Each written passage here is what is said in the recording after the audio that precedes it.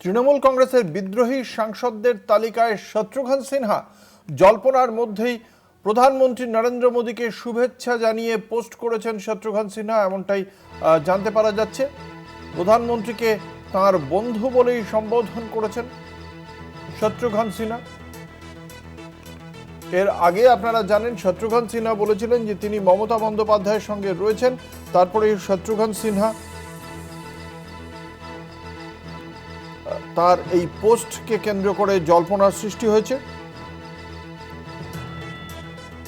যে শত্রুঘ্ন সিনহাও কি তাহলে বিদ্রোহী সাংসদদের দৌড়ে রয়েছেন। এর আগে যেটা জানা গিয়েছিল, শত্রুঘ্ন সিনহা, ইউসুফ পাঠান, সায়নী ঘোষ, শত্রুঘ্ন সিনহা তারাও যাবেন বলে চর্চা চলছিল।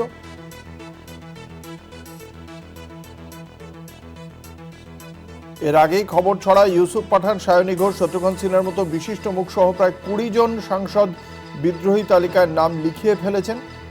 ফলে তার কোনো আনুষ্ঠানিক ঘোষণা ছিল না, কিন্তু তিনি একই রকমভাবে এই তালিকায় যোগ দিয়েছেন বলেই চর্চা চলছিল। আমাদের সঙ্গে রয়েছেন নিউজরুম থেকে আমাদের প্রতিনিধি ঋষিকেশ বন্দ্যোপাধ্যায়। ঋষিকেশ, কি জানা যাচ্ছে? শত্রুঘ্ন সিনহা তার সমাজ মাধ্যমের পোস্টে ঠিক কি বলেছেন? কেন এই জল্পনা তৈরি হচ্ছে যে তিনিও বিদ্রোহী সাংসদদের সঙ্গে রয়েছেন? দেখো অঙ্কুরদা, প্রায় প্রত্যেক দিনই বলা যেতে পারে বিদ্রোহীদের তালিকায় নতুন নতুন সংযোজন হচ্ছে এবং তালিকা ক্রমশ বেড়ে চলেছে। শত্রুঘ্ন সিনহার নাম ছিল, গতকালও আমরা দেখিয়েছিলাম যে প্রথমে দিকে জানা গেল যে তার নাম ওই তালিকাতে ছিল, বিদ্রোহীদের তালিকাতে। পরে জানা যায়, তৃণমূল কংগ্রেসের পক্ষ থেকে জানানো হয় যে শত্রুঘ্ন সিনহা এবং দীপক অধিকারী অর্থাৎ অভিনেতা দেব, অর্থাৎ দুই অভিনেতা সাংসদের নাম তাদের ওখানে রয়েছে ঠিকই, বা তারা সাইন করেননি, তারা মমতা বন্দ্যোপাধ্যায়ের সঙ্গেই রয়েছেন, অর্থাৎ যে তৃণমূল কংগ্রেস মমতা বন্দ্যোপাধ্যায় তৈরি করেছেন তাদের সঙ্গেই রয়েছেন। কিন্তু আজকে শত্রুঘ্ন সিনহার একটা পোস্ট, যে সোশ্যাল মিডিয়াতে তার এই পোস্টটা ঘিরেই কিন্তু জল্পনা ছড়িয়েছে নতুন করে। সেখানে তিনি কি লিখছেন? In true sportsman spirit, wishing our friend and guide of society nation honourable PM Narendra Modi best wishes on completing 12 years in office, perhaps the longest tenure. Ever wish you a long, healthy and prosperous life ahead. Jai Hind.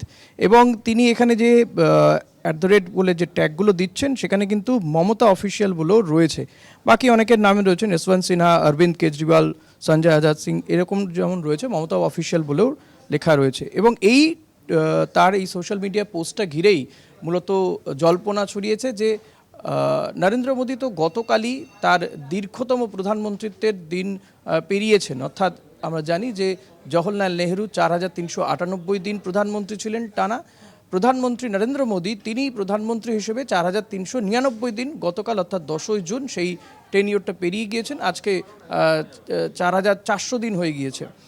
ফলত তিনি তো গতকালই wish করতে পারতেন, হঠাৎ আজকে সকালে, এবং যে তিনি টুইটটা করছেন সেটা সকাল 11টার আশেপাশের সময়। এটা করার মানেটা কি দাঁড়ালো? কোথাও গিয়ে কি তাহলে তিনিও ওই বিদ্রোহীদের তালিকায় যাচ্ছেন? এবং বিদ্রোহীরা যেমনটা বলেছিলেন যে তারা আলাদা করে ব্লক তৈরি করে এনডিএকে সমর্থন করবেন, অর্থাৎ বিজেপি নেতৃত্বাধীন যে এনডিএ তাদেরকে সমর্থন করবেন। শত্রুঘ্ন সিনহাও কি সেই পথেই হাঁটতে চলেছেন? আজকেই আমরা দেখেছি যে কল্যাণ বন্দ্যোপাধ্যায় তিনি খেপে গিয়েছেন কার্যত অভিষেক বন্দ্যোপাধ্যায়ের উপরে। তিনি বলছেন অভিষেক বন্দ্যোপাধ্যায়ের এত ঔদ্ধত্য কেন, এবং তিনি বলছেন যে অভিষেক বন্দ্যোপাধ্যায়ের জন্যই দলটা ডুবতে বসেছে, দলটা শেষ হয়ে যাচ্ছে, তারপরেও এত ঔদ্ধত্য। এবার শত্রুঘ্ন সিনহা তার এই যে পোস্ট, যেটা নিয়ে জল্পনা হওয়াটা খুবই স্বাভাবিক, কারণ যে পরিস্থিতির মধ্যে দিয়ে যাচ্ছে তৃণমূল কংগ্রেস, একের পর এক নেতা নেত্রী অভিনেতা যাদেরকে মমতা বন্দ্যোপাধ্যায় সাংসদ করেছিলেন, ডেকে নিয়ে এসে কার্যত সাংসদ করেছিলেন, তাদের এভাবে ক্ষোভ প্রকাশ করা এবং ইঙ্গিতপূর্ণ পোস্ট জানিয়ে রীতিমতো চর্চা চলছে গোটা দেশ জুড়েই, রাজনৈতিক মহলে এবং সংবাদ মাধ্যমে এই চর্চা আরও বাড়িয়ে দিয়েছেন শত্রুঘ্ন সিনহা তার এই পোস্টের মাধ্যমে। অঙ্কুরদা, সেক্ষেত্রে ঋষিকেশ, এর আগেও আমরা দেখেছি শত্রুঘ্ন সিনহা বলেছিলেন যে তিনি পাটনায় হেরে যাওয়ার পর তার দুর্দিনে পাশে দাঁড়িয়েছিলেন মমতা বন্দ্যোপাধ্যায়, এবং তিনিও বর্তমানে যখন এতজন বিদ্রোহী সাংসদ সরে গিয়েছেন মমতা বন্দ্যোপাধ্যায়ের পাশ থেকে, তবু তিনি মমতা বন্দ্যোপাধ্যায়ের পাশে থাকবেন। তাহলে শুধুমাত্র এই একটি পোস্ট দেখেই কেন এই রাজনৈতিক মহলে এই জল্পনাটা তৈরি হচ্ছে যে তিনিও ছেড়ে দিতে পারেন? সেটা কি শুধুমাত্র তিনিও সকলের সঙ্গে গা ভাসাচ্ছেন বলেই মনে করা হচ্ছে? অঙ্কুদা, একে তো তার নামটাও ওই তালিকাতে ছিল, বিদ্রোহীদের তালিকাতে ছিল। পরবর্তীতে হয়তো মমতাপন্থী বা তৃণমূল কংগ্রেসের পক্ষ থেকে বলা হয় যে না, দুই অভিনেতা সাংসদ তাদের সঙ্গেই রয়েছেন, অর্থাৎ শত্রুঘ্ন সিনহা এবং দীপক অধিকারী বা দেব।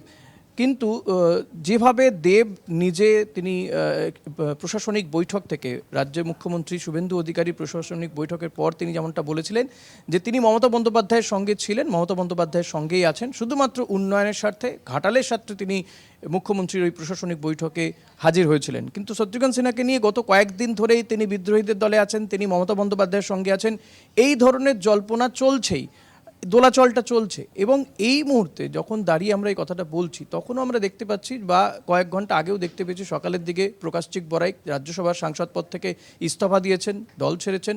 কোয়েল মল্লিক, সেটাও খবর পাওয়া যাচ্ছে যে তারও ইস্তফা তিনি দিয়েছেন।